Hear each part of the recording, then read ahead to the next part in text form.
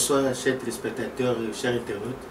Nous sommes encore très heureux ce soir de vous avoir sur votre petit écran. Et nous sommes dans le cadre de notre émission Diffusion Malachie 4. Nous continuons toujours avec notre thème remise à l'ordre scripturel. Mais aujourd'hui nous allons développer les zones du temps de la fin. Donc, comme je l'ai dit, nous développons les zones du temps de la fin. Donc, nous avons encore avec nous, par la grâce du Seigneur, le pasteur Bill, qui va encore nous répondre à nos questions. Bonsoir, pasteur Bill. Bonsoir, frère Neville. Nous sommes encore très heureux parce que tu es avec nous. Vraiment, nous avons des questions au sujet de ce sujet qui est vraiment très important. Bon, parce que nous voulons savoir qu'est-ce qu'un Noé.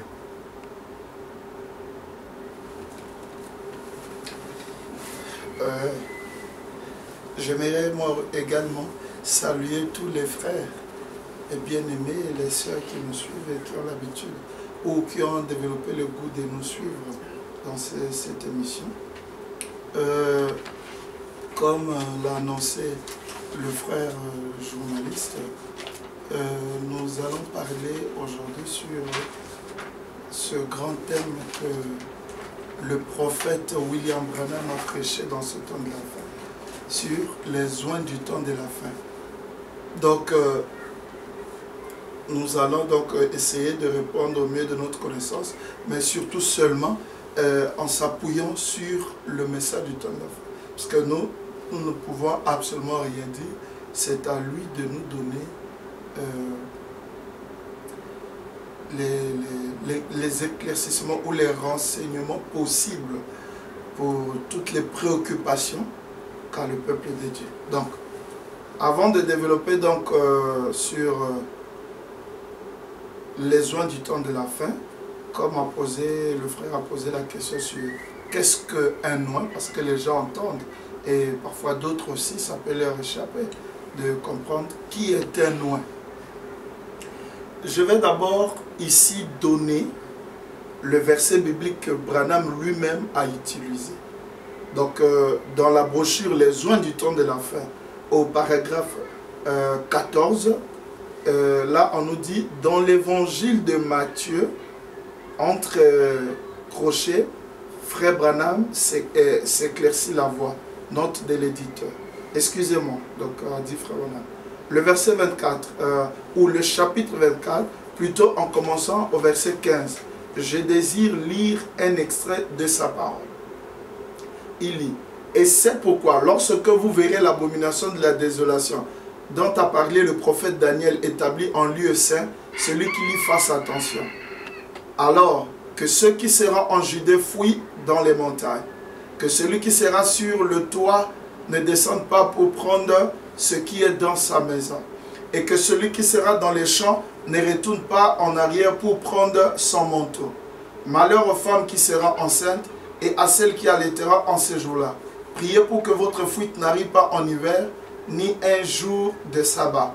Car alors la détresse sera si grande qu'il n'y en a point eu de pareil depuis le commencement du monde jusqu'à présent, et qu'il n'y en aura jamais. Et si ces jours n'étaient abrégés, nulle chair ne serait sauvée. Mais à cause des élus, ces jours seront abrégés. Si quelqu'un vous dit alors, le Christ est ici ou il est là, ne le croyez pas. Car il s'élèvera de faux Christ et de faux prophètes. Ils feront des grands prodiges et des miracles, au point de séduire, s'il était possible, même les élus. Voici, je vous l'ai annoncé d'avance. Si donc on vous dit, voici, il est dans le désert, n'y allez pas. Voici, il est dans la chambre, ne le croyez pas. Car comme l'éclair part de l'Orient et se monte jusqu'en Occident, ainsi sera l'avènement du Fils de l'homme. Et en quelque lieu que soit le cadavre, là s'assembleront les aigles. Ici, c'est le passage utilisé par William Branham, parce que nous ne prenons pas les versets par plaisir. Alors, pourquoi lui, il a été inspiré à prêcher, à prendre comme le fond de son message, ça veut dire que le texte biblique qui poserait le fondement ou la base de sa prédication, ce texte ici. C'est parce que si vous remarquez bien, au verset 24, je crois, il dit, car ils s'élèveront des faux Christ.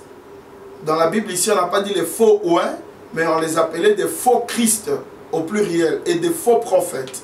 Parce que du coup, le mot prophète signifie un enseignant, un prédicateur, en anglais bien sûr.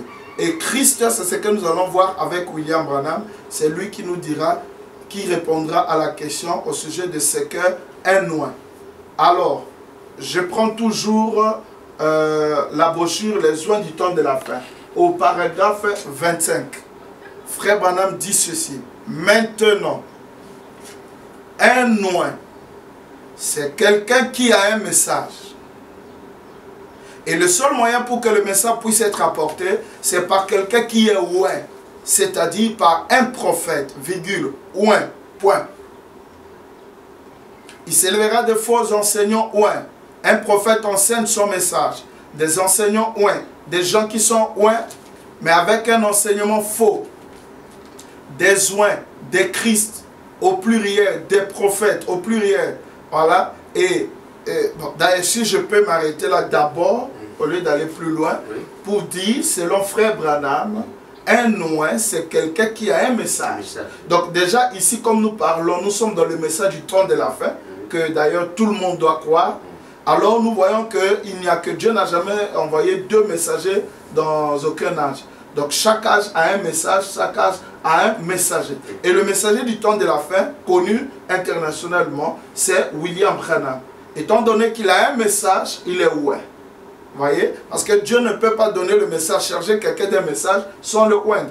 Voilà, il parlait de la part de Dieu. Si je peux ajouter encore une autre citation, parce qu'il y a ceux qui disent parfois, voilà, que est-ce que une seule citation suffit et tout. Maintenant, je suis dans l'évangélisation du temps de la fin, au paragraphe 63. Chaque âge a eu son message et ses messages. Tout au long des âges, chaque âge a reçu son message avec un message. Dieu, dans chaque dispensation, a envoyé quelqu'un oint du Saint-Esprit pour délivrer son message pour cet âge-là, chaque fois. Donc lorsqu'on dit qu'il est oint, c'est parce que le Saint-Esprit l'a oint. Et si vous remarquez dans Luc au chapitre 4, le verset 16, quand Jésus entre dans le temple, on lui remit le livre, la Torah. Lorsqu'il ouvre, il va dans Ésaïe 61. Et le premier verset, il dit, « L'Esprit de l'Éternel m'a oint ». Donc un oint, c'est un homme sur qui est placé l'Esprit de Dieu pour apporter un message. C'est pourquoi Jésus disait, « L'Esprit de Dieu m'a oint » pour annoncer une bonne nouvelle aux pauvres, aux captifs, délivrer les captifs. Je crois que si je peux encore ajouter ici, c'est suffisant. Oui, je crois que ça va déjà. C'est bon. Comme nous allons parler des faux oints. Mais j'aimerais demander votre indulgence. Oui. Il y a une citation ici qui va... Parce que vous voyez, dans la Bible, on a lu Christ, le faux Christ. Oui. Maintenant, ici, on lit oint. Oui. Frère Branham explique que dans la foi parfaite, oui, au paragraphe 154, il dit, maintenant regardez, il nous est apparu sous la même forme que dans l'Ancien Testament et que dans le Nouveau Testament. Et il a fait connaître le même Christ par la même parole. Et je vous déclare que Christ est le Saint-Esprit. Point. Le mot Christ signifie le oint. Point virgule, ça veut dire, il explique, une personne qui est ointe. Oui. Voilà, donc le mot oint signifie Christ.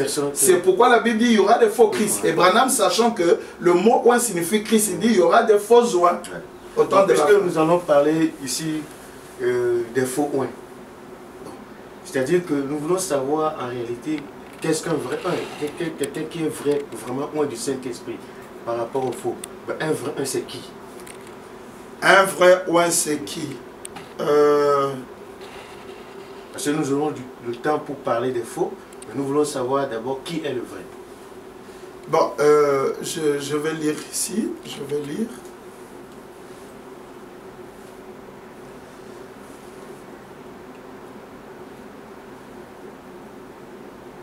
Il dit,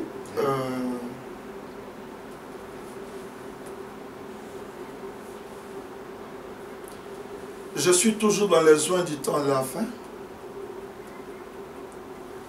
Il dit au paragraphe 46, le même Saint-Esprit qui oint l'Église, qui leur donne le désir de sauver des âmes, qui leur donne la puissance de faire des miracles.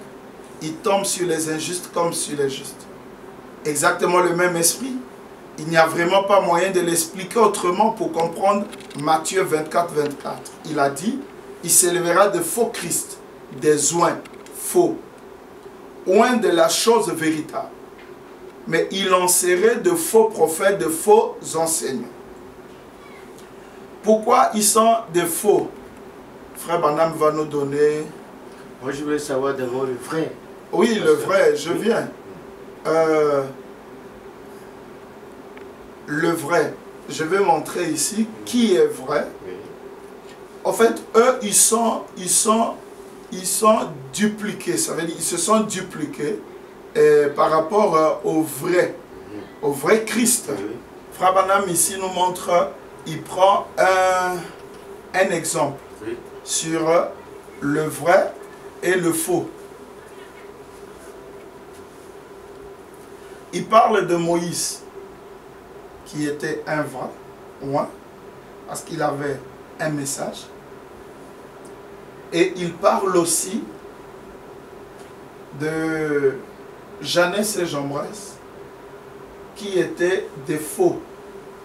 Il parle de Moïse, qui avait un message authentique de Dieu, qui était vrai. Et il parle aussi de Balaam, qui faisait la contrefaçon.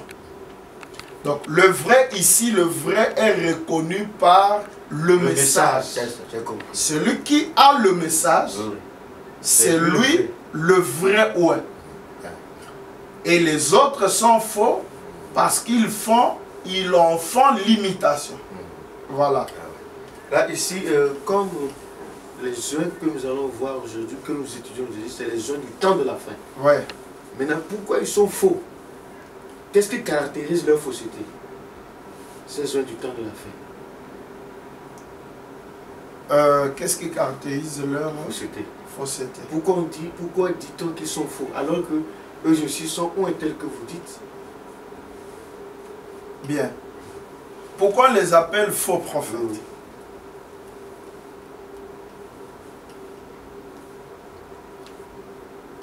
On les appelle faux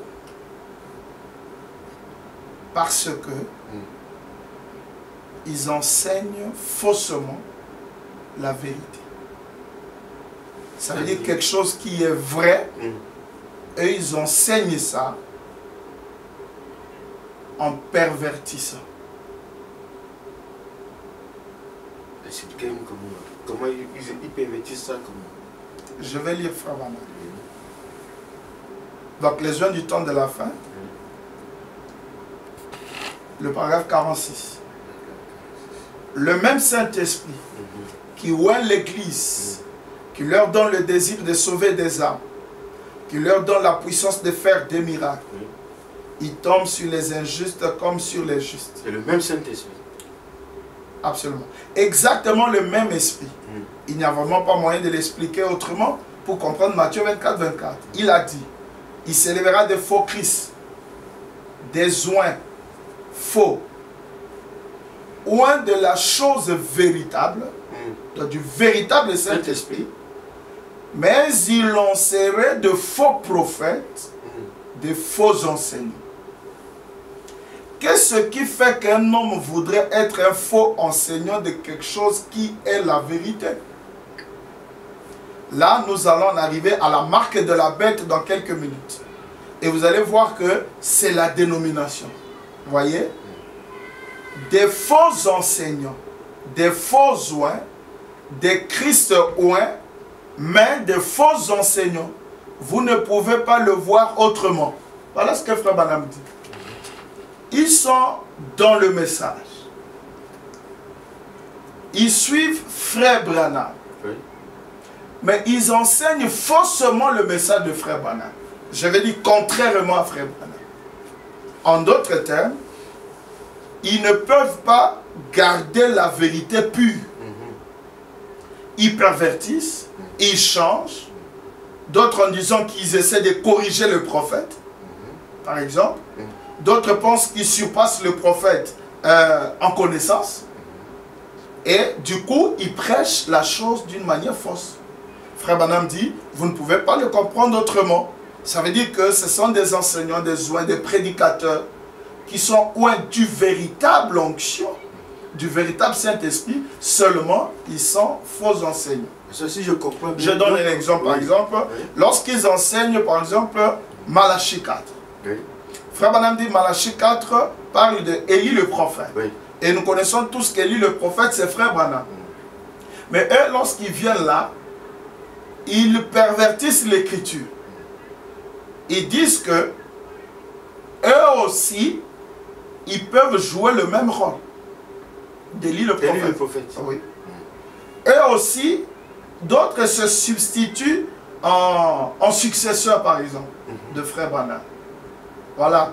Et Frère Branham donne un type, il dit, remarquez, Dathan, Corée et Abiram n'étaient pas d'accord avec Dieu sur son programme d'avoir un seul oint.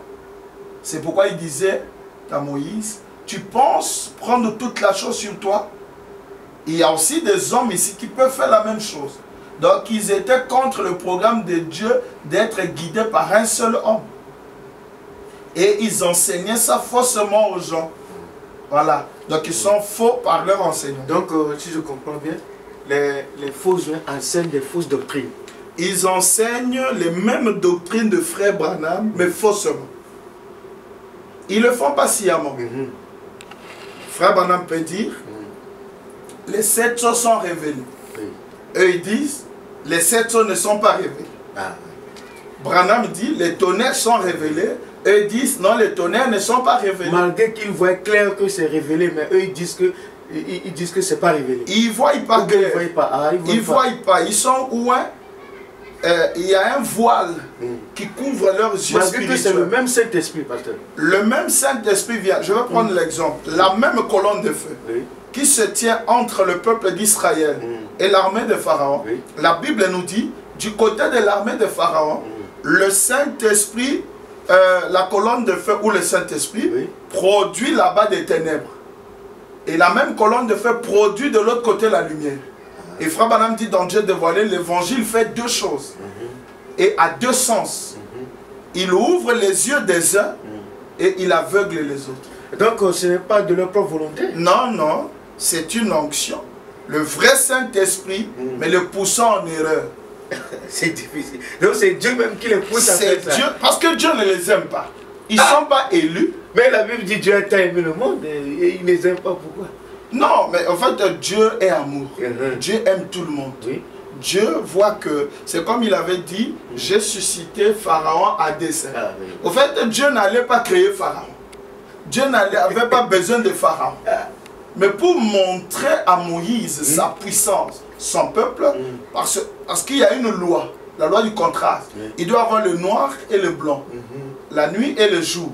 La bonne santé et la maladie. Donc il devrait y avoir le négatif et le positif. Mais comment est-ce que Moïse allait savoir que Dieu est tout puissant?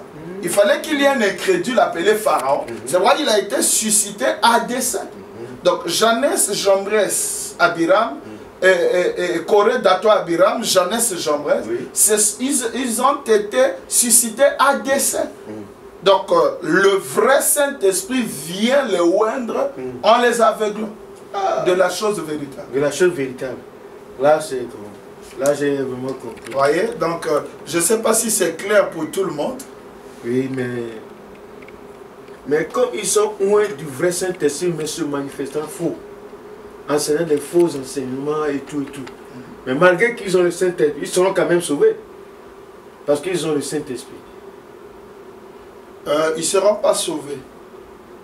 Mais ils ont le Saint-Esprit. C'est le Saint-Esprit. Ils n'ont pas le Saint-Esprit. Ils sont loin du véritable Saint-Esprit. Maintenant, dans la brochure, et tu ne le sais pas, Frère Branham dit, l'homme est fait de 3 sphères. Il y a la chair, il y a l'esprit et il y a l'âme. Voilà maintenant la différence. Je crois que les gens vont comprendre. Frère Branham dit, ces gens-là sont loin au niveau de leur esprit. Or, pour que le Saint-Esprit vous donne la vie éternelle, il faut qu'il tombe au niveau de l'âme. Or, chez eux, l'âme est habité par un démon. Le démon qu'on appelle l'incrédulité. En fait, c'est la représentation de Satan dans leur âme. Ils sont nés fils de la perdition. Mais dans le message, il est leur. Mais ils viennent dans le message. Dans le perdu déjà. Mais comment? Qui a appelé Judas au ministère? Ah oui. Et c'est Jésus. Oui. Mais comment Jésus déjà, qui connaissait les pensées du cœur, savait que celui-là c'est un démon, il appelle au ministère? Il y a des démons qu'on appelle au ministère à dessein. Ils seront jamais loin. Ils seront loin du véritable Saint-Esprit. Mais au niveau de l'esprit, ils peuvent prophétiser. Ils peuvent dans son esprit.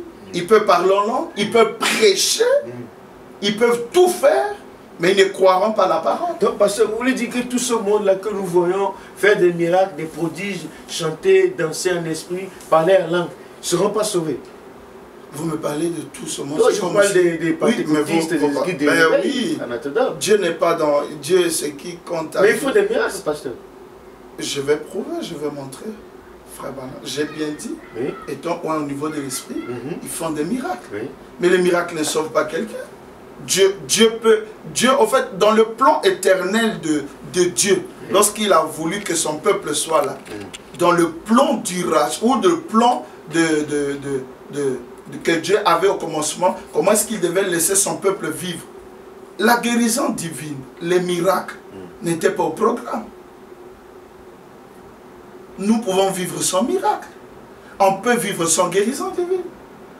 Ah, c'est possible. On ne peut pas vivre sans salut. Mais remarquez Adam. Quand Adam et Ève étaient au jardin d'Éden, avant le péché, oui. Ils n'avaient pas besoin d'une campagne d'évangélisation. Ils avaient une jeunesse éternelle. Ah, oui. Ils avaient la santé éternelle. Ils ne vieillissaient pas. Ils ne tombaient pas malades. Ils ne mouraient pas. Donc la guérison divine n'a pas... Au début là, il n'y avait pas de guérison divine. Donc c'est le péché qui a amené tout ça là. Exactement, c'est le péché qui a introduit, qui a fait que Dieu amène la guérison divine. Puisque le péché amène la maladie, et cela, du coup, Dieu a prévu la guérison divine pour aider son peuple. Donc, le péché introduit la guérison divine. Ce sont des choses, nous verrons ça quand on va évoluer. Retenez déjà, c'est une volonté permissive, la guérison divine. Il a introduit la polygamie. Donc tout ce qui est introduit après le péché là, c'est au fait des choses qui ne sont pas dans la volonté parfaite. Suivez. Le salut du temps des enfants d'Israël, c'était prends mon peuple de l'Égypte à Canaan.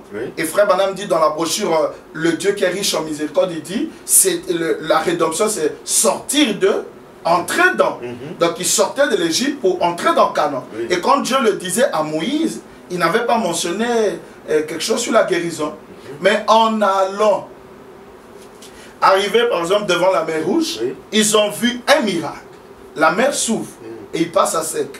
Après la mer, au désert, ils avaient besoin de l'eau. Et ils ont trouvé l'eau de Mara qui était amère. Moïse a fait un miracle, ils ont transformé l'eau. Et c'était de l'eau potable. Ils ont avancé. Ils avaient faim. Et ils ont mangé la manne. C'est le pain descendu du ciel. Et ils ont eu encore besoin de l'eau. On a frappé le rocher. L'eau est sortie. C'était des miracles. Mais à un moment, lorsqu'ils ont murmuré contre Dieu, et Dieu a suscité des serpents brûlants. Ils les ont mordus. Il y a eu des morts. À cause de cette circonstance, qu'est-ce que Dieu fait? Il dit, Moïse, fais-toi un serpent d'airain et mets-le sur le bois. Tout homme qui regardera sera guéri. C'était la guérison divine. Mais Dieu dit, bon, on continue. Et d'autres sont restés pour faire, non, notre église a des miracles. Ils sont restés là à vénérer le serpent d'airain. Oh non, la guérison divine et tout ça. Dieu a donné un ordre de détruisez-moi la guérison divine. Le problème, c'est le salut qui est la terre promise. Donc, ce qui veut dire et quand les Juifs rencontrent Jésus, Jésus leur dit que je suis le vrai pain, venez à moi pour le salut. Ils ont dit non, nos pères ont mangé la manne. Jésus dit ils sont tous morts. Morts incrédules après avoir vu les miracles. Ça veut dire que ce n'est pas la guérison qui est la chose, ni les miracles, mais c'est le salut qui est plus important que toutes ces choses. Maintenant, celui en qui Dieu donne son esprit, ou bien celui que Dieu oint, et qui prie pour les malades sont guéris. Parce que j'ai lu quelque part, Frère Branham dit que la guérison, c'est un gage de la résurrection. Ce qui prouve qu'un jour, les gens peuvent ressusciter. Donc celui qui prie qui a le Saint-Esprit qui pour quelqu'un. Quelqu'un qui est malade guéri. Donc il n'a pas la vie en lui. Lui-même n'a pas la vie. Ça c'est bizarre, pasteur. Écoutez la citation. Oui. Soyez certains de Dieu. Oui. Prêché le 25 janvier 1959 à Jeffersonville. Oui. Le paragraphe 21. Oui, 21. La foi accomplira parfois des grands miracles sans toutefois provenir d'un cœur spirituel. Ah, la foi fera. La foi oui. accomplira parfois des grands miracles sans toutefois que ces grands miracles-là proviennent d'un cœur spirituel. Judas n'a pas fait les miracles. Ah. Mais c'est un démon, c'est fui un démon. Ça c'est... Ils font des miracles fort. Parce que Jésus avait dit, ces faux-là feront des grands prodiges. Ah. Ces grands prodiges-là, c'est pourquoi? C'est pour attirer leurs semblables. Parce qu'eux sont des prédicateurs. Oui. Mais dans les bancs, il y a aussi les leurs qui sont suscités à dessein. Donc ils doivent être attirés par leurs miracles. Et ça les séduira. Mais seulement les élus ne seront pas séduits. Mais Jésus avait dit, allez partout prêcher la bonne nouvelle, guérir les malades. Et quand on guérit les malades, ça attire les gens. Donc eux aussi, il faut ça pour attirer les leurs. Mais les vrais uns aussi guérissent les malades pour attirer. C'est comme ça que Dieu a fait les choses. À peu près. Mais je vais dire ceci. Les ordres généraux, Jésus n'a jamais dit dans ses commissions, les deux alors, il n'a jamais dit, allez par tout le monde, guérissez les malades. Il a dit, prêchez d'abord. Prêchez l'évangile et sauvez les âmes. Point barre. Mais eux aussi prêchent la parole, pasteur. Ils prêchent. Je dis non, ils prêchent la parole. Le but, c'est d'aller prêcher. Mais arriver là-bas, au besoin, s'il y a un malade, priez, guérissez. Mais je veux dire, Jean-Baptiste a guéri quel malade? Il n'a effectué aucun miracle, aucune guérison. Mais il avait la parole, le message. Je vais vous lire. Attendez, je lis quelque chose pour un peu... Nous éclaircir. Voilà, je suis dans la brochure L'Enlèvement. 151. Branham dit, lorsque je suis allé avec vous tenir des réunions et prier pour les malades, cela allait bien. Mais lorsque je suis venu avec un message, 3 points, si un message est proclamé, si c'est un véritable message, accompagné de véritables et authentiques miracles de Dieu, Branham parle de véritables et authentiques miracles de Dieu, en passant, ces gars-là font l'imitation. Je vais arriver. C'est le vrai ouin qui a le message. Qui produit le vrai miracle. C'est lui qui a des miracles authentiques et prédestinés. On ne peut pas avoir deux vérités. On ne peut pas avoir deux miracles authentiques. Il n'y a qu'un qui a le véritable miracle. Et dans cet âge ici, c'est William Branham qui a le véritable miracle. Quand aujourd'hui on écoute les Santiago, je ne sais pas, en Amérique du Sud et tout ça, auditeurs ils discernent les pensées, mais c'est le faux. Quand on écoute aujourd'hui les gens, que ce soit ici au Congo-Brazzaville, au Congo-Kinshasa, surtout là au Congo-Kinshasa, là où ça sort chaque nuit et chaque soir dans tous les coins des quartiers. Ils ont les colonnes de feu comme Branham, ils sont nés comme Branham. Dit-on, lorsqu'ils sont nés, leur maman a dit qu'ils étaient nés, je ne sais pas, dans l'eau de Njili et il y avait la lumière. Et ils ont aussi les 3 poules comme William Branham. Vous allez au Cameroun un peu partout, ce sont des faux. Parce qu'ils en font la contrefaçon.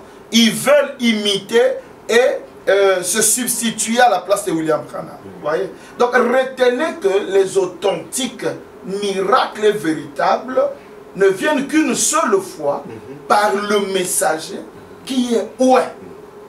Maintenant, les croyants acceptent ça et témoignent. C'est pourquoi dans la vision, il a dit dans les instructions de Daniel à Gabriel, de Gabriel plutôt à Daniel, il a dit au paragraphe 11, il dit, je crois que c'est là où dans la 70e semaine, au paragraphe 11, il dit, Léo voulait aller là où était William Branham. Il dit, Léo descend. Tu ne peux pas venir là où je suis. Il n'y a que Dieu qui peut placer quelqu'un ici. Toi, descends, va témoigner ce que tu as vu. Chacun de nous à la chair allait témoigner au sujet des véritables, authentiques miracles de William Branham. Ils sont tellement fatigués comme Dathan Corée Abiram et comme Jeannès et Jean Brasse. Et il ne parle plus de William Branham. J'entends les gens dire du haut de la chair que le temps de Branham est fini, c'est leur temps, c'est le temps des pasteurs. Voyez, vous écoutez un peu des choses comme ça. Donc voilà, je continue, il dit, si c'est un véritable message, accompagné de véritables authentiques miracles de Dieu, et qui demeure dans cette organisation, vous savez qu'il n'est pas de Dieu. Parce que cette chose a déjà été annoncée. Lorsque un messager vient avec des véritables authentiques miracles et miracles et guérisons, ça ne peut pas demeurer dans l'organisation qu'il vient trouver sur la terre. Oui. Parce que la chose a été déjà annoncée, ça veut dire déjà prêchée, déjà utilisée. Jésus partit et alla guérir les malades afin d'attirer l'attention des gens. Ensuite vint son message. C'est vrai, il doit y avoir quelque chose que Dieu va introduire. La guérison divine, virgule, les miracles sont là pour attirer l'attention des gens. Point. La chose principale au cœur de tout cela, c'est le message. Donc ce qui importe, ce n'est pas la guérison divine. Ça c'est pour attirer. C'est pas Frère Branham dit que il donne l'exemple d'un pêcheur. Lorsqu'il va pêcher, il ne peut pas laisser la maison tellement nue. Parce que dès que le poisson verra, il va fuir. Il faut habiller la maison de l'appât. Et lorsqu'il vient pour l'appât, la chose au cœur de tout cela, c'est le message. Ça l'attrape. Donc, au fait, vous allez, et ceux qui me suivent vont quand même me permettre cette expression pour me faire mieux comprendre. En fait, la guérison divine, c'est comme une séduction. Ah oui? Hein? Dans le cas du poisson, ça le séduit, ça l'attire. Mais quand il vient, il a la maison qui le prend. Effectivement. Est-ce que vous voyez? Donc, c'est un peu ça. Ah, vraiment, pasteur, moi c'est intéressant, mais il y a un point que je voulais quand même comprendre. Quand eux, ils font les miracles, ils le font pour aussi attirer les gens, mais ils les amènent maintenant où? Parce que ceux-là qui viennent les écouter, donc, ce ne sont pas des élus. Maintenant, eux, ils les amènent, donc ils prêchent pour que les gens aillent en enfer. Donc ils sont en mission pour amener les gens en enfer. En fait, le problème c'est que, comme j'ai dit tantôt, Dieu, lorsqu'il veut que quelqu'un n'aille pas au ciel, le perdre, Dieu ne peut pas venir dire, toi, moi, je t'aime pas, tu pars en enfer au sort du message. Dieu a planifié qu'il y a quelque chose qui peut perdre les non-élus. C'est ces gars-là qui sont suscités à décès. Mais les élus aussi ont un monsieur qui doivent suivre. Israël est sorti, c'est un type, est sorti de l'Égypte, arrivé au désert, il y a eu des conducteurs, des conducteurs qui se sont apparus à l'absence de Moïse. Il y a eu Dathan, Corée, Abiram. Ils ont vraiment eu une foule. Mais ils ont attiré ces gars. Mais il y a eu quelques-uns qui sont restés fidèles à Moïse. Donc c'est la même chose qui se répète. En fait, Corée, Abiram et Dathan, ils étaient suscités à dessein pour, au fait, accomplir la sélection de Dieu. Aider Dieu à faire perdre ces gens-là sans que la chose ou la culpabilité tombe sur Dieu lui-même. Ah, j'ai compris. Parce que vous avez soulevé quelque chose tout à l'heure, que normalement, les autres, ils doivent, comme vous avez donné l'exemple de Frère Léo, ils doivent descendre pour aller témoigner des miracles de Frère Branham. Donc, mais je sais que Frère Branham a dit qu'il y a les Éphésiens 4 après lui. Donc, est-ce que les Éphésiens 4 ne feront-ils pas des miracles ou bien ils parleront seulement des miracles de Frère Branham? Maintenant, Frère Branham dit ceci. Nous allons donner un peu... attends, on va lire Frère Branham. Il dit ceci. Les joints du temps de la fin. 68. Balaam, oint du même esprit qui était sur Moïse. Quelle était la différence? L'enseignement de Moïse était parfait. La Bible dit ici dans 2 Pierre que c'était l'enseignement de Balaam qu'Israël avait accepté, que Dieu n'a jamais pardonné. Un péché impardonnable. Pas un seul d'entre eux n'a été sauvé. Bien qu'ils aient reçu les bénédictions de Dieu et qu'ils aient vu la main de Dieu agir par ce prophète puissant et qu'ils aient vu tout ça parfaitement confirmé par Dieu. Et en effet, un autre prophète s'est présenté là avec un enseignement contraire et il s'est opposé à Moïse et il a essayé de prouver au peuple que Moïse avait tort. Et Dathan, Corée et beaucoup d'entre eux ont été d'accord avec lui. Et ils ont enseigné aux enfants d'Israël à commettre la fornication, à aller dans le sens de son organisation. C'est-à-dire, nous sommes tous pareils. C'est ce qu'il s'est dit aujourd'hui. Frère Banam et quoi, nous sommes pareils. Frère Banam et comme nous, c'est un prédicateur et tout comme ça. Que nous soyons méthodistes, baptistes, presbytériens, pentecôtistes ou quoi encore, nous sommes tous pareils. Voilà ce que les gens disent. Maintenant, je continue. Toujours les joints temps de la fin, au paragraphe 59, il dit, remarquez, mais c'est à ce qu'ils produisent qu'on reconnaît la différence. C'est à leur fruit, a dit Jésus, que vous les reconnaîtrez. On ne cueille pas des raisins sur des chardons, même si le chardon peut être en plein dans la vigne. Ça, c'est possible, mais c'est au fruit qu'on saura. Le fruit, c'est quoi? La parole. Le fruit pour la saison. Frère Branham dit, au paragraphe 68 des joints de temps de la fin, il dit, Balaam oint du même esprit qui était sur Moïse. Quelle était la différence? L'enseignement de Moïse était parfait. La Bible dit ici dans 2 Pierre que c'était l'enseignement de Balaam qu'Israël avait accepté, que Dieu n'a jamais pardonné, un péché impardonnable. Pas un seul d'entre eux n'a été sauvé, bien qu'ils aient reçu les bénédictions de Dieu et qu'ils aient vu la main de Dieu agir. Donc il y a eu les miracles, ils étaient avec Moïse, ils ont mangé la manne, ils ont vu la mer s'ouvrir. Mais lorsqu'ils ont été en face de Balaam, qui les a perverti l'enseignement, bien qu'étant loin du même esprit que Moïse, parce que quand Moïse mettait 7 béliers sur l'autel, lui produisait 7 béliers. C'est pourquoi vous pouvez voir ici, à la photo de William Branham, telle église, photo de Branham et tout ça. Ne vous fiez pas à toutes ces choses-là. Suivez l'enseignement. Vous pouvez voir un pasteur qui marche sur les eaux comme Jésus, qui fait marcher les paralytiques. Frère Branham dit la différence ne se situe pas dans les miracles. Parce qu'ils ont la même onction, ils ont, bien que le Saint-Esprit, cette onction-là, pour l'autre c'est au niveau de l'âme, pour l'un, le faux c'est au niveau de l'esprit, mais c'est la même onction. Et il a dit le blé et l'ivraie étaient dans le même champ au moment où il y avait la sécheresse. Et les deux avaient les têtes courbées.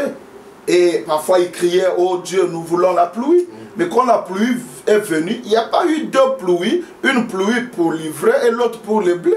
C'est la même pluie, la même onction, le même vrai Saint-Esprit qui ouait Balaam, qui ouait aussi Moïse. Donc, en ce qui concerne les miracles, il n'y a pas de différence. C'est le même miracle. Mais la différence se situe au niveau de l'enseignement. Par exemple, quelqu'un qui prêche mal Luc 17:30. Du coup, c'est un faux ouin. Nous y arriverons. Maintenant, je prends les joints de temps de la fin, le paragraphe 59. Remarquez, mais c'est à ce qu'ils produisent qu'on reconnaît la différence. C'est à leur fruit, a dit Jésus, que vous les reconnaîtrez. On ne cueille pas des raisins sur des chardons, même si le chardon peut être en plein dans la vigne, même si le chardon est dans le champ. Ça c'est possible, ça peut l'être. Judas était un chardon, mais dans la vigne. Corée, Dathan, ils étaient des chardons, mais dans la vigne, le message de l'heure. Mais c'est au fruit qu'on saura. Le fruit, c'est quoi? La parole. Le fruit pour la saison. vous trouvez des gens qui sont avec Jésus mais qui prêchent Moïse. Comme Judas, il clochait de deux côtés. Il avec les pharisiens, il appelait ça la communion. Il ne savait pas que c'est une mauvaise onction sur lui. Les gens qui sont aujourd'hui avec William Branham qui prêchent Jésus. Mais le fruit de la saison, c'est prêcher la parole faite chair de votre jour. Le fruit, c'est quoi? La parole, le fruit pour la saison. Voilà ce que c'est leur enseignement. L'enseignement de quoi? L'enseignement de la saison, l'heure qu'il est. Une doctrine dénominationnelle, la doctrine de l'homme, mais ou bien la parole de Dieu pour la saison. Donc vous allez prêcher une doctrine dénominationnelle, la doctrine de l'homme, comme disait Jésus, le commandement des hommes, ça veut dire prêcher un message passé ou prêcher le message de l'heure. Voyez? Maintenant, là où ça sera très clair, toujours les joints du temps de la fin, le paragraphe 160. Mais souvenez-vous, cette église pentecôtiste des derniers jours, c'était celle de la Odyssée. Et Christ a été mis dehors, le noyau, le blé lui-même. Quand il a essayé, 3 points, souvenez-vous, quand il a essayé de se manifester dans l'église, on l'en a sorti, c'était encore une église. Elle prétendait en être une, ointe. Mais voici la parole, Christ lui-même, c'est la parole ointe qui va venir chercher le reste de son corps, l'épouse. Les oins de la même eau qui arrosait le blé, comme on en a parlé, et qui arrose aussi l'ivraie, les oins. Écoutez ce que Frère Branham dit. Il n'y a que les élus, virgule, ou les prédestinés, virgule, qui seront capables de déceler la différence entre eux. C'est Ephésiens 5.1, là qui vous le dit, qui vous dit ce qu'il en était. Voyez-vous? Donc, il n'y a qu'un élu qui peut savoir que celui-là c'est un faux oint. Parce qu'il prêche mal le message de l'heure. Voilà ce qui fait la différence. Comment on peut connaître un faux oint et un vrai oint. Donc, pasteur, au temps de Moïse, les faux oints étaient identifiés en tant que Corée, Data et Abiram. Au temps de Jésus, c'était Judas. Maintenant, aujourd'hui, les faux oints, nous pourrons dire que c'est les églises catholiques, protestantes ou les dénominationnelles. Non. Catholiques, protestants, dénominationnels, églises de réveil. Oui, oui. Ils ne sont pas dans la course. Ils ne sont pas dans la course. Dans lesquels sont un faux oint. D'abord, retenez qu'un faux oint doit être dans le message appelé de l'heure. C'est ça. En Égypte, Jeannès et Jambres étaient des simples imitateurs. Mais des vrais faux oints, oints de la chose véritable. Jeannès et Jambres, ils avaient aussi l'onction. Ils faisaient l'imitation et la contrefaçon. Mais les vrais faux oints, c'était Dathan, Corée et Abiram dans le message de Moïse. Je vais lire une citation ici pour bien placer, pour montrer que les faux oints, c'est ceux qui ont les brochures de William Branham. Donc, pas tout le monde, ça veut dire qu'ils sont là-dedans. Parce que suivez bien comment Frère Branham éclaircit la chose. Il dit le chardon peut être bien dans la vigne. Ça veut dire que le chardon, et je vais dire l'ivraie, le chardon, et le blé, ils sont ensemble. Le même champ. Mais, revenons dans la parabole de Jésus-Christ. La journée, l'homme habillé en blanc. Le blanc qui montre l'immaculé, la parole. Il a sémé le Fils de l'homme. Et le soir, l'homme habillé en noir, ça veut dire la couleur de la mort, la dénomination. Il est venu s'aimer dans le même champ. Donc il y a les fils de Dieu et les fils du diable dans le message. On les reconnaîtra par leurs fruits, un faux enseignement de la chose juste. Ils enseignent mal Luc 17:30. Ils interprètent mal Malachie 4. Ils placent mal Jean 14:12. ils disent que Jean 14, 12 concerne tout le monde, et les pasteurs et les brebis. Alors que frère Branham lui-même dit, cela ne concerne que le messager. Il croit que la plénitude de la divinité est à la fois dans l'église, les croyants, et en William Branham. C'est des faux enseignants de la chose juste. Écoutez un peu ceci, c'est quand même sérieux. Parce que dans la brochure Les Oins temps de la fin, le Seigneur nous recommande de lire, rendre service à Dieu, sans que ça soit sa volonté. C'est ça le travail des faux oins. Et le type là-bas, c'est David, qui a vu une bonne révélation, le message qui est là. Au lieu de consulter Nathan le prophète et le faire selon le plan prévu par Dieu, par le prophète, la Bible à laquelle on ne peut ni ôter ni ajouter, non, il dévie, il esquive le prophète, il va consulter les militaires et tout, il consulte leurs brebis. Et David va avec une bonne chose, mais en rendant un service à Dieu en dehors de sa volonté. Écoutez ici. Essayez de rendre un service à Dieu sans que ce soit la volonté de Dieu. 334. Il est possible qu'un homme ou une femme, en toute sincérité, essayant de faire de leur mieux pour rendre service à Dieu, le fasse de la mauvaise manière, avec une authentique onction du Saint-Esprit sur eux, mais qu'ils le fassent de façon contraire au plan de Dieu pour cet âge. C'est fort. Et qu'ils fassent un chaos de tout cela. Vous voyez des pasteurs qui donnent leur nom à l'église. C'est un faux, mais ça, c'est l'esprit de Corée, Dathan et Abiram qui combat le prophète, le messager. Les hommes meurent, mais les esprits ne meurent pas. Cette fausse doctrine dont on parle au sujet du 8e message dans toute l'Afrique, est-ce que Dieu est un Dieu de confusion? Est-ce qu'il y aura un 8e messager? Au sujet de la brebis noire, au sujet d'un enseignant de tous les autres prédicateurs. Il y a tellement de choses que j'ai notées ici, je ne sais pas si je pourrais. Donc le faux oint n'est pas en dehors du message. Tous ceux qui ne sont pas dans le message, déjà du coup, ils sont écartés, ils ne sont pas dans la course, éliminés, déclassés de la compétition. Maintenant ici, nous sommes tous dans le message, avec des brochures, mais nous retrouvons au milieu de nous des faux enseignants de la chose vraie. Et la chose vraie ici, c'est William Branham. William Branham a dit, comme Jésus disait dans la Bible, que je suis la vérité. C'est ce que Jésus avait dit. William Branham a dit, savez-vous que moi, Branham, je suis la vérité? Les pasteurs savent, surtout ceux qui lisent anglais. Ils connaissent la citation dans Jéhovah Jireh. Ce n'est pas peut-être suivre le vrai ou suivre.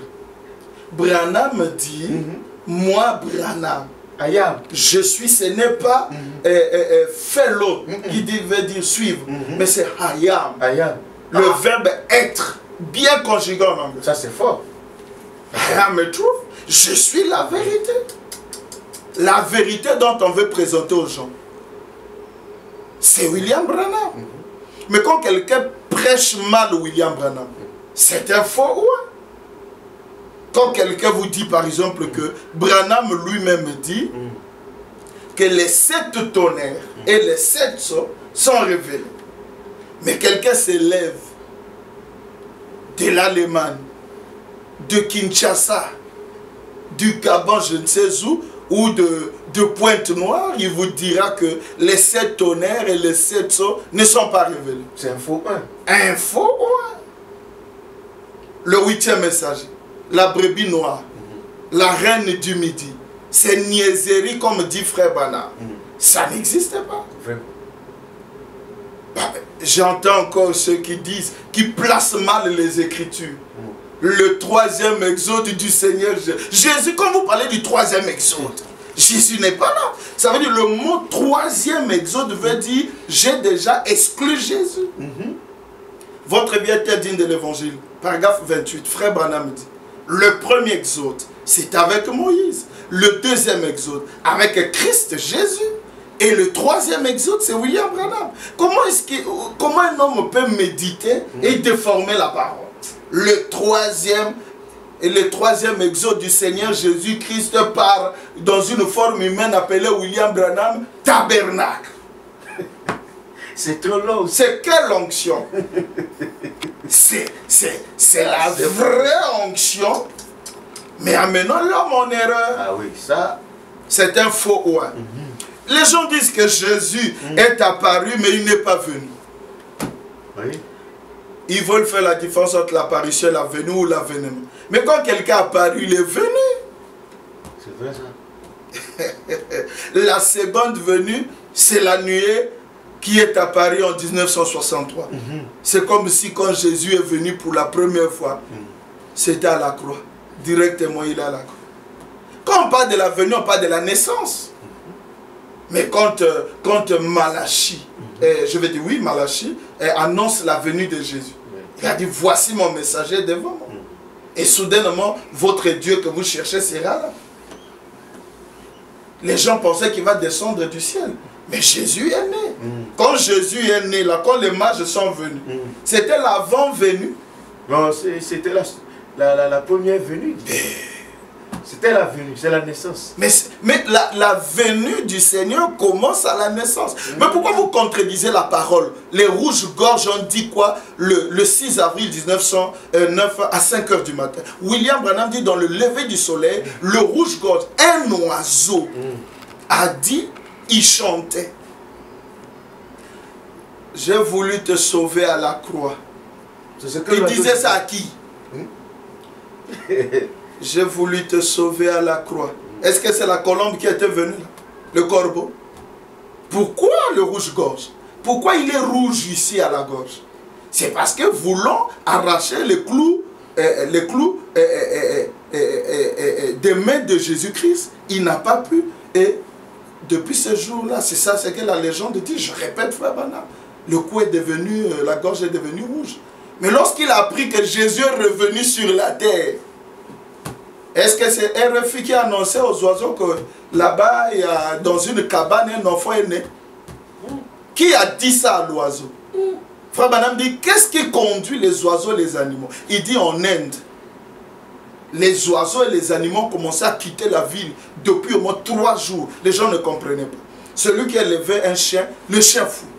Celui qui a levé le cabri, là, le cabri fuit. Il poursuit, il tombe, le cabri entre dans la forêt. Et même le léopard ou le lion ne bouffent pas les cabris. Mais ils n'étaient pas au fond de la forêt, un peu à la savane, à l'entrée là.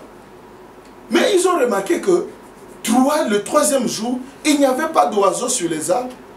Au moment où les oiseaux et les animaux reconnaissent les signes de Dieu, l'homme est pris là-bas dans les affaires, dans les escroqueries des brebis, avoir les deuxièmes femmes dans la polygamie à l'église alors que Dieu est en train de manifester la parole.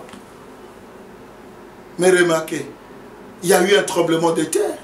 Mais après, qu'est-ce qui s'est passé? Quand le tremblement de terre est fini, les oiseaux sont revenus. Frère Branham dit, remarquez, l'instinct que Dieu a placé a conduit à guider les oiseaux. Le rouge-gorge, lorsqu'il chante, il ne dit pas la venue, ça c'est ton avant-venue. Le rouge-gorge chantait pour Jésus.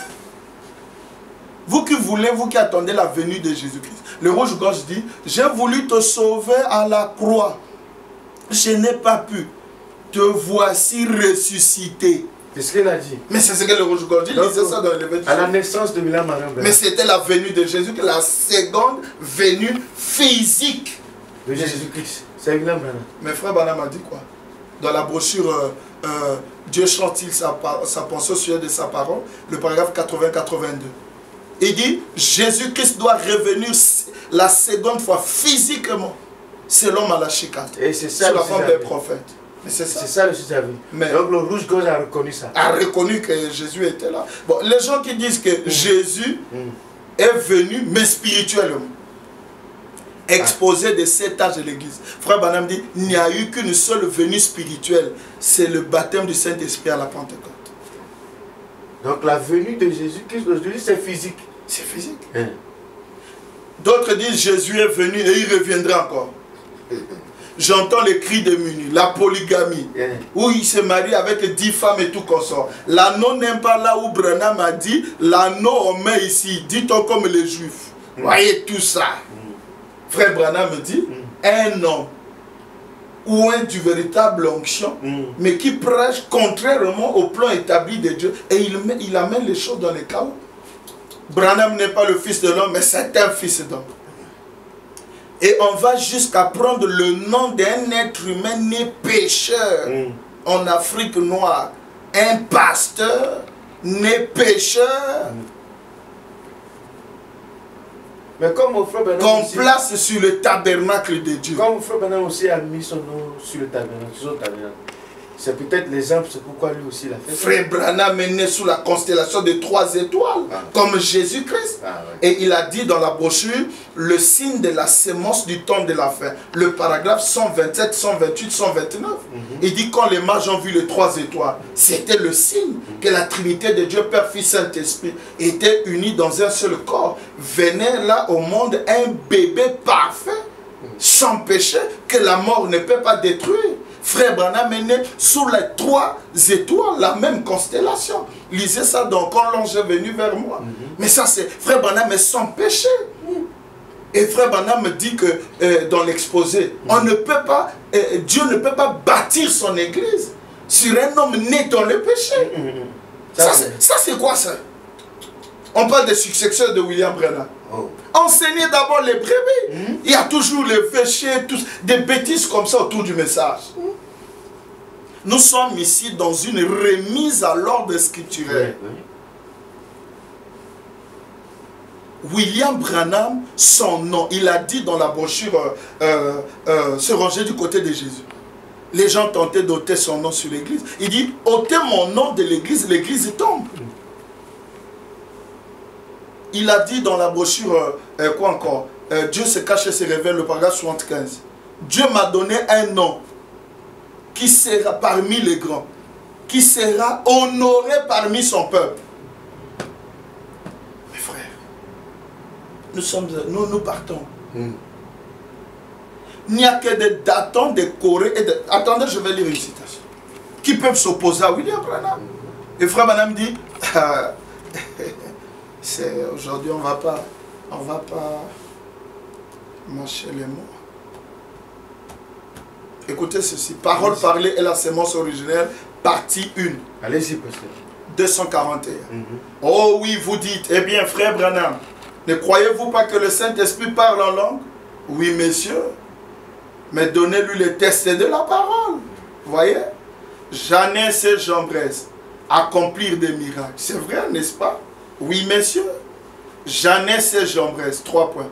Lorsque Moïse descendit en Égypte, tout ce que Moïse fit au point de vue signe, Jeannès et Jambres, virgule, ces 2 sorciers, virgule, purent produire la même chose. 2 démons. Quand Moïse disait 2 mouches, il disait 2 mouches. Moïse disait un bâton sur le sol, il disait un bâton sur le sol. Un serpent, un serpent. C'est vrai. Il pouvait accomplir des miracles. La Bible dit que dans les derniers jours, des démons s'élèveront, accomplissant des miracles, et qu'ils séduiraient des gens. C'est terriblement dur, frère. Mais vous devez connaître la vérité. Comme Branham dit, je suis né sous un signe, eux ils sont nés sous un signe. Branham dit, j'ai 3 poules, eux ils ont 3 poules. Branham met le nom sur l'église, eux ils mettent le nom sur l'église. C'est des Jeannès et Jambres. Non, c'est des démons. Branham dit des sorciers, des faux joints. Vous qui suivrez la vidéo, je vous prie mes frères, faites circuler le message, ça aiderait les enfants de Dieu. Le message n'est pas là pour le commerce ou quoi que ce soit. Quand quelqu'un s'oppose au messager, c'est un faux ouin. Écoutez ce que je vais ajouter. Toujours parole par les semences originales. Première partie, 244. Regardez, la Bible dit, Jésus a dit qu'il serait si proche, qu'il séduirait même les élus, si c'était possible. Mais ce n'était pas possible. Cette semence va tomber là, parce qu'elle est prédestinée à tomber là. Les semences ont été semées, les dénominations et les autres. Et la parole aussi a été semée. Vous voyez? Et Jeannès et Jambres. La Bible dit que ces démons apparaîtraient dans les derniers jours et qu'ils séduiraient les gens par des signes, des miracles qu'ils accompliraient. Comment allez-vous discerner le faux du vrai? Par la parole. Quelqu'un qui vous dit qu'il fait des miracles, il fait ceci, il n'y a pas de problème. Donnez-lui la Bible, prêche-nous l'unitude. Alors que dans question-réponse numéro 2, Frère Branham dit, la colonne de feu qui est sur sa tête là, c'est la tribu de la plénitude. Vous savez ce que la tribu veut dire? Parfois, il faut étudier les mots. La tribu veut dire quoi? Quand tu vois quelqu'un avec ça, c'est qu'il a la plénitude de la divinité. Et vous voyez ici, il y a des colonnes de feu du temps en photographie dans les douches, sur les pneus, je ne sais pas, au marché. Un frère inconverti dit la colonne. Est-ce que vous avez déjà vu que les Josué, les enfants d'Israël, la colonne de feu les suivait comme ça? Vous avez vu la colonne de feu avec Pierre et les autres? Il n'y avait que Jésus. Et donc Dieu dévoilé, le paragraphe 158, Frère Branham dit, Dieu a mis une mise en garde de ne pas suivre Moïse dans cette colonne de feu. Et dans les livres des Hébreux, il dit la colonne de feu, c'est la propriété du prophète. Tout le monde a la colonne. C'est difficile. Frère Branham dit c'est quoi? C'est le tricage diabolique. Des mouvements antichrist, des oins du temps de la fin, des mauvais esprits. Il dit ce sont des démons qui apparaissent au temps de la fin. Frère Branham va nous dire, dans les oins du temps de la fin, ils vont apparaître à quel moment? C'est sérieux. Ça ne peut qu'être sérieux. Que le Saint-Esprit vous guide à dire la vérité si cela doit être dit. Les oins du temps de la fin 131, réprouvés, condamnés. Ils n'ont pas la foi. Ils ne croient pas Luc 17, 30. Jeannès et Jambres, de même qui s'opposèrent. Maintenant, de même, écoutez, 2 Timothée 3, 8. De même que Jean s'opposèrent à Moïse, de même dans les derniers jours, ces mêmes réprouvés viendront. Vous voyez ce qu'il est dit là? Ayant l'apparence de la piété des oins. Maintenant, on va juste revenez là-dessus et lisez-le quand vous rentrerez chez vous. Comme ça, je vais pouvoir terminer ce matin si possible. Réprouvez en ce qui concerne 3 points. Pas réprouvés dans leur vie. Ce sont des hommes bien cultivés. Ils roulent dans ils roulent carrosses. Ils vivent dans de belles maisons. Ils ne fument pas, ils ne boivent pas, ils ne sont pas réprouvés dans leur vie. Si vous voyez même quelqu'un qui couche avec les femmes, qui prend les filles de l'église et qui enlève les grossesses, il n'est même pas un faux ouin. Mais c'est un pécheur carrément. Un pécheur. Un faux ouin ne fait pas ça. Un faux ouin a une bonne vie. Mais c'est l'âme qui est perdue. Ça c'est difficile. C'est compliqué. Écoutez les oins du temps de la fin toujours. Allez-y, pasteur. Oh Dieu Tout-Puissant. Ça fait mal au cœur.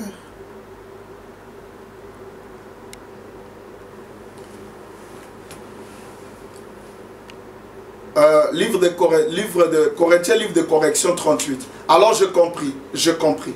Voyez-vous, c'est ça. Le Saint-Esprit tombera. Mais c'est par leurs fruits qu'on les reconnaît, a dit le Seigneur Jésus.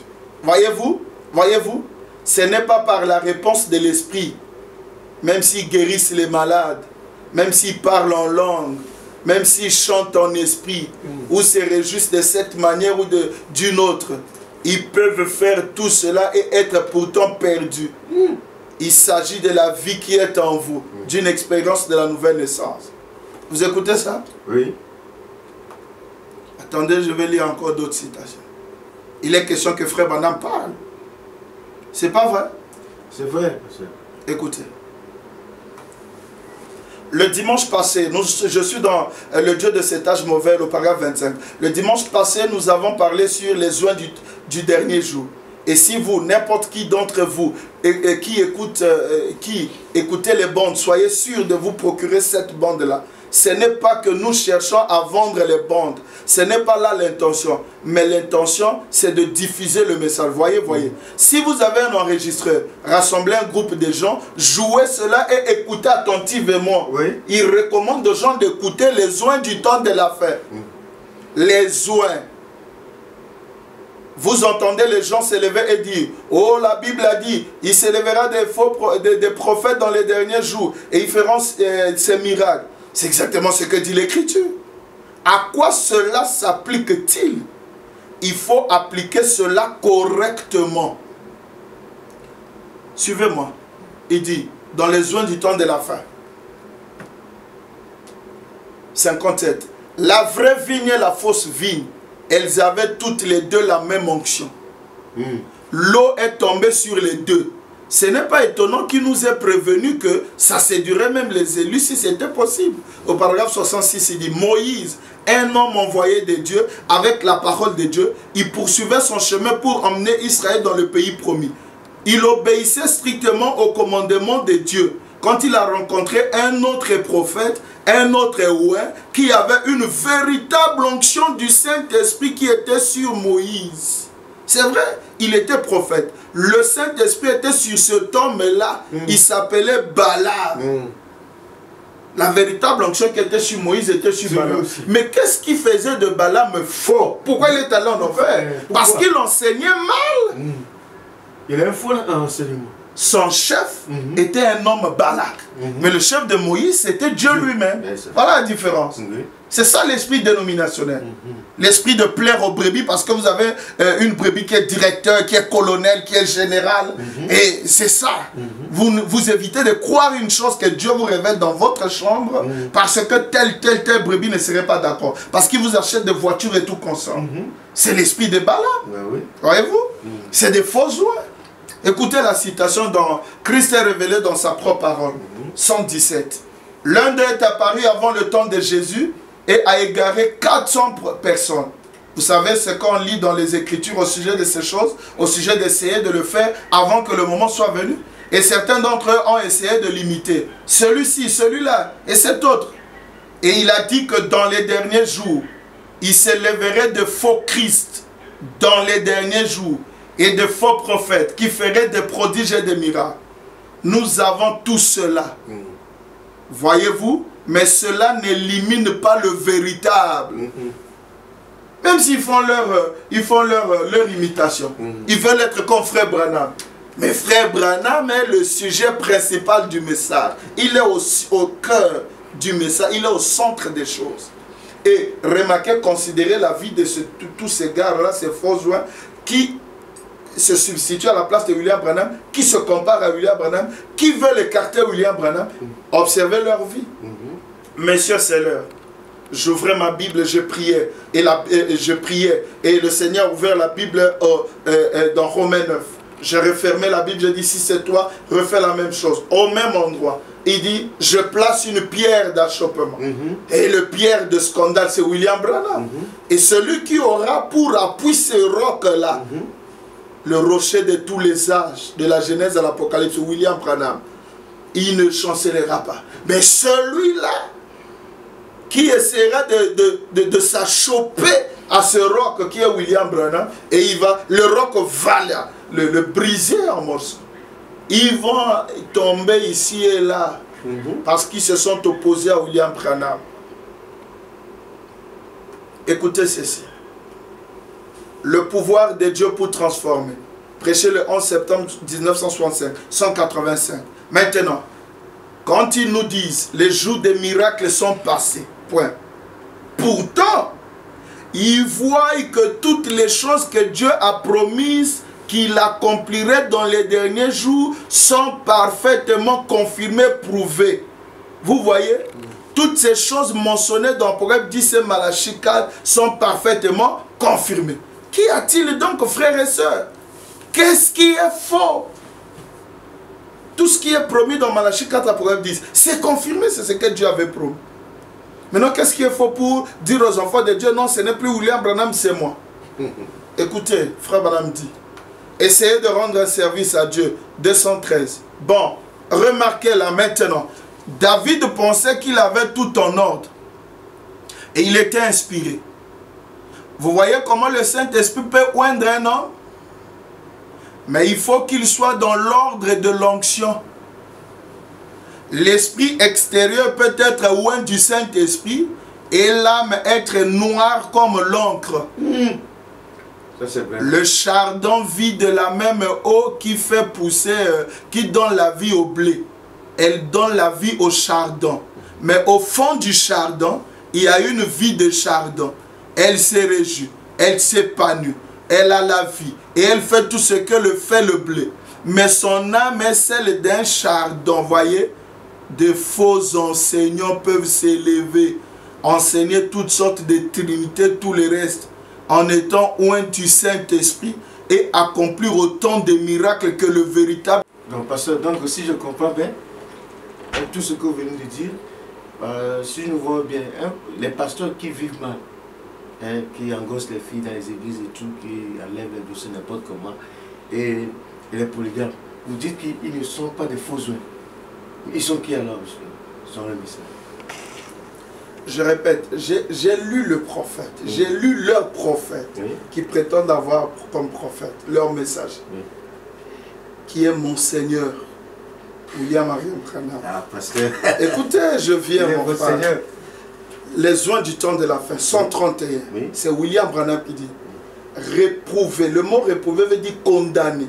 Donc, avant que Jeannette et Jean-Bresse naissent, ils naissent à l'hôpital, dans la salle d'accouchement, quand ils plaignent, condamnés. Avant qu'il y ait brochure ou quoi que ce soit, ils sont condamnés. Écoutez, de même qu'ils s'opposèrent maintenant, de même, écoutez, 2 Timothée 3, oui, de même que s'opposèrent à Moïse, de même, dans les derniers jours, ces mêmes réprouvés viendront. Vous voyez ce qu'il est dit là, ayant l'apparence de la piété des oins. Maintenant, on va juste revenir là-dessus et lisez-le quand vous rentrerez chez vous. Comme ça, je vais pouvoir terminer ce matin, si possible. Réprouver en ce qui concerne, 3 points. Pas réprouver dans leur vie, point virgule, ce sont des hommes bien cultivés. En ce qui concerne leur vie, ils ne sont pas réprouvés. Comme Judas Iscariote. Il volait par un faux roi, un soi-disant croyant. Il combat son messager Jésus, comme ces derniers-ci combattent William Branham. Je disais, un faux roi, c'est un homme qui vit, qui mène une vie de sanctification. Il est pur dans sa chair. Il ne court pas avec les femmes. Il ne fait pas la pagaille. Il n'enlève pas les grossesses. C'est un faux roi. Et il fait des miracles. Quand il tient des campagnes d'évangélisation, il y a des résultats, les guérisons. Mais il est faux dans l'enseignement. Il croit mal Luc 17, 30. Malachie 4, Apocalypse 17, tant d'autres promesses. Mais celui-là qui enlève les grossesses, qui vit mal dans l'église, il prend les petites filles de l'église et il amène à Dubaï et des sales vies comme ça, voyez-vous, et enlève les grossesses par l'entremise représentée par un diacre, toutes ces saletés que vous connaissez. Il n'est même pas un faux roi. Parce que lui, il est réprouvé jusque dans sa vie. Avant même de naître. Il n'est même pas faux. Ouais, je ne sais pas, nous pouvons le placer où, mais il n'est pas dans l'écriture. Parce que vous dites que les faux sont perdus. Mais la Bible dit que celui qui croit en Jésus, il dit crois en Jésus-Christ, toi et ta famille, et tu seras sauvé. Ils croient déjà en Jésus-Christ. Et la Bible dit qu'ils seront sauvés. Mais vous dites qu'ils sont des faux. Ouais. Donc ils ne seront pas sauvés. Le problème, c'est que quand vous entrez dans la Bible, vous prenez un verset. Il faut d'abord se poser la question de savoir. J'utilise le verset de quelle dispensation?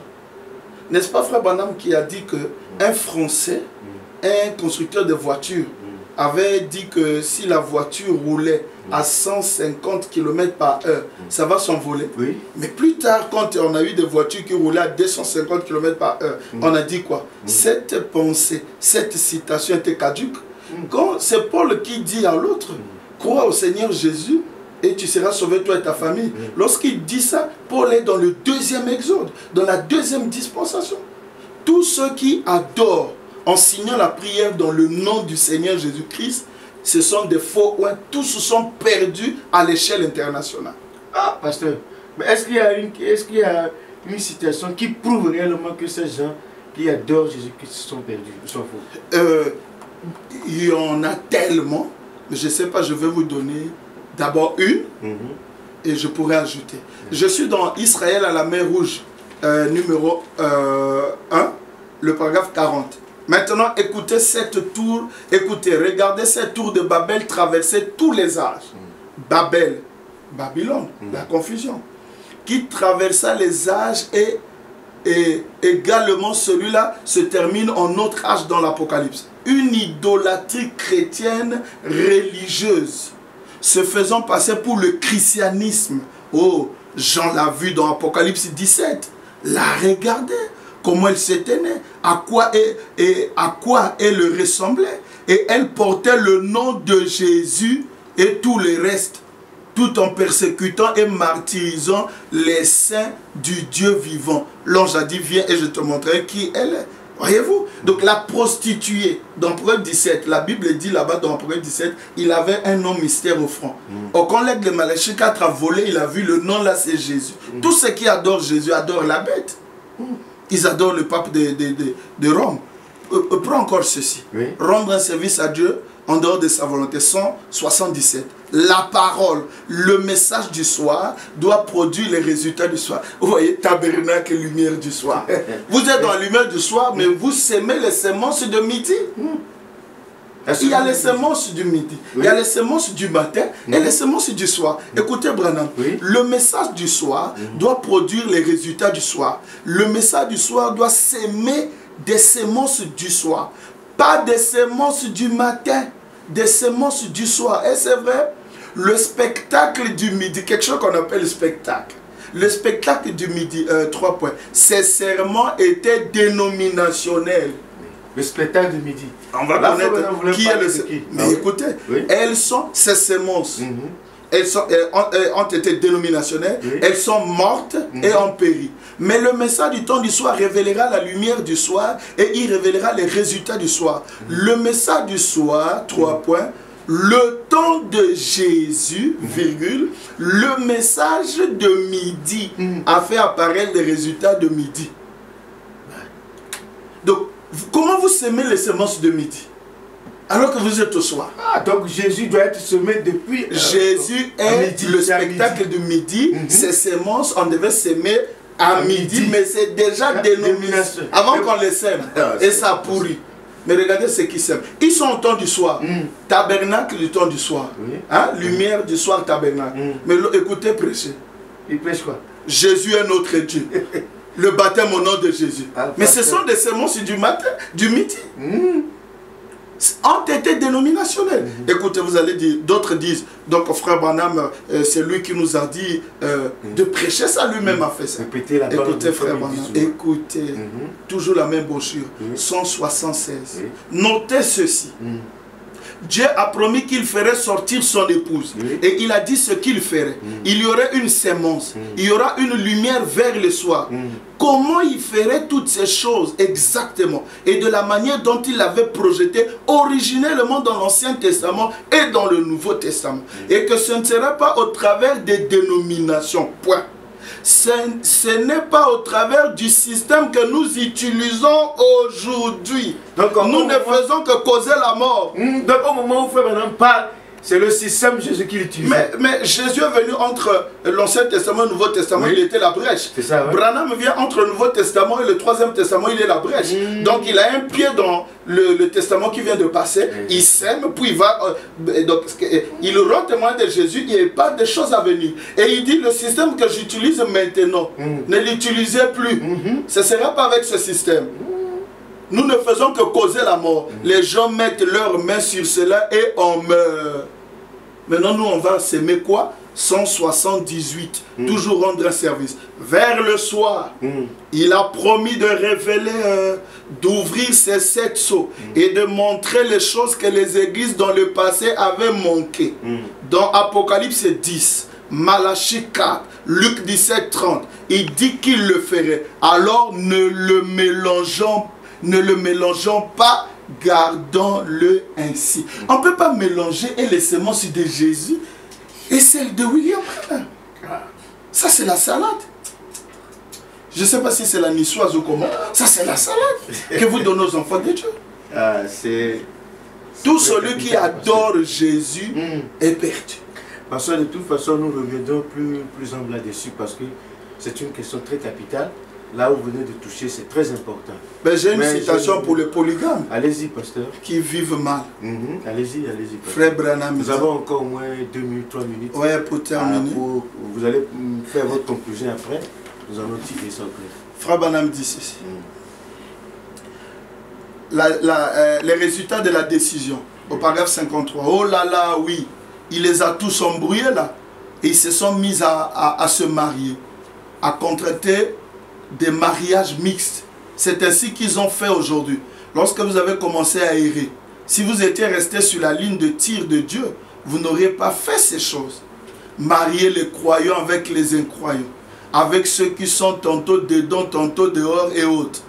Marier ceux qui ont été mariés 2 ou 3 fois et qui avaient 3 ou 4 femmes et tout, et les marier de nouveau.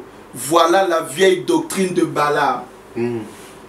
Quand tu vois les gens marier un monsieur avec 2 femmes qui a été divorcé, remarié, on les marie aujourd'hui.